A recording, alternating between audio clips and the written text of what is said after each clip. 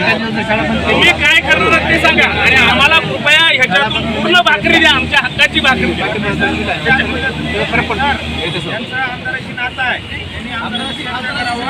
सगळ्याशी नातं आहे हा आमचा अपमान नाही सर. ज्या उदात भावनेनं संस्था स्थापन केल्या तिथल्या संस्था चालकांनी हा सगळ्या संस्था चालकाचा सगळ्यात मोठा अपमान आहे. कारण आम्हाला पात्रताधारक म्हणून या संस्थेवर आम्हाला प्राध्यापक म्हणून घेतलंय, शिक्षक म्हणून घेतलंय आणि या पात्रधारक शिक्षकाला जर हे पगार देऊ शकत नसेल तर आमच्या अगोदर सगळ्या महाराष्ट्रातल्या संस्था चालकांनी रस्त्यावर उतरलं पाहिजे. पाठीमागं काय झालं आम्हाला माहिती नाही, काय लिहून दिलंय आम्हाला माहिती नाही, पण जेव्हा सरकार कायम शब्द काढतं आणि आमच्या खात्यावर जर SBI बँकच्या अकाउंटवर जर सरकारनं 20% 40% पगार टाकला असेल तर आम्ही सरकारचे कर्मचारी आहोत आणि म्हणून संस्था चालकांनी हा अतिशय गांभीर्यानं मुद्दा घ्यावा अशी आपणास विनंती आहे सर. आणि महाराष्ट्रातल्या संस्था चालकाकडून उद्या निर्णय झाला पाहिजे की सोमवारपासून 100% सगळ्या महाराष्ट्रातल्या शाळा बंद करा. एका दिवसात नाही निर्णय लागला तर मी नोकरी सोडून देतो, नकोय मला नोकरी. सरकारनं मग तो तरी निर्णय द्यावा की इथून आम्हाला पगारच देणार नाही, आम्ही उद्या शेतात जाऊन काम करतो सर. पण हे काय चाललंय? 4 विषयामध्ये PG केलेल्या माणसाला भीक मागताना काय भेटणं होत असतील.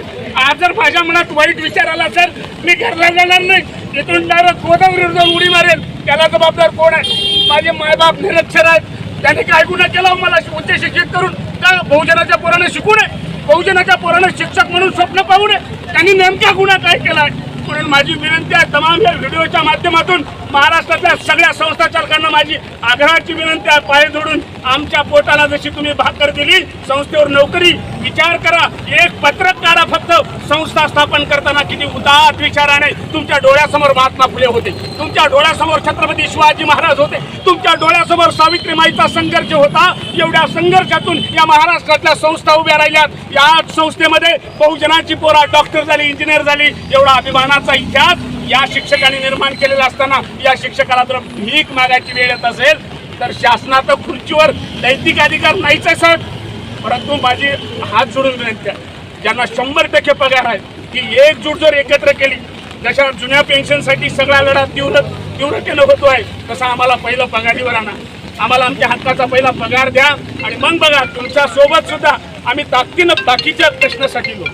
म्हणून माझी आदरणीय सरांना सगळ्यांना विनंती आहे, कदाचित हा सात्विक राग आहे साहेब. या रागाच्या भरात काही जास्तीचं गेलं असेल तर माझे मायबाप म्हणून तुमच्या समोर मी माझं दुःख मांडतोय.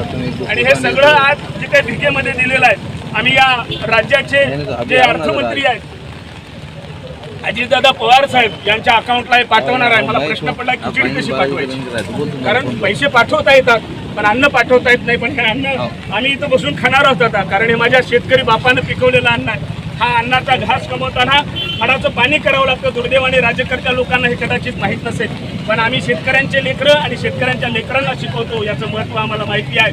आणि म्हणून शासनकर्त्यांना माझी विनंती आहे, हे सगळी भिकेचे पैसे तरी घेऊन आमचा टप्पावाढीचा शासन आदेश लवकरात लवकर नव्हे पुढच्या आठवड्यामध्ये आणि तोही सोमवारच्या दिवशी जर नाही निघाला तर तमाम 72,000 शिक्षक हे पूर्ण आता रस्त्यावर उतरतील आणि त्यांच्यासोबत विद्यार्थी असतील, संस्था चालक असतील, शिक्षक असतील आणि महाराष्ट्रामध्ये एक मोठं जन आंदोलन छेडल्याशिवाय आता आम्ही गप्पा बसणार नाही.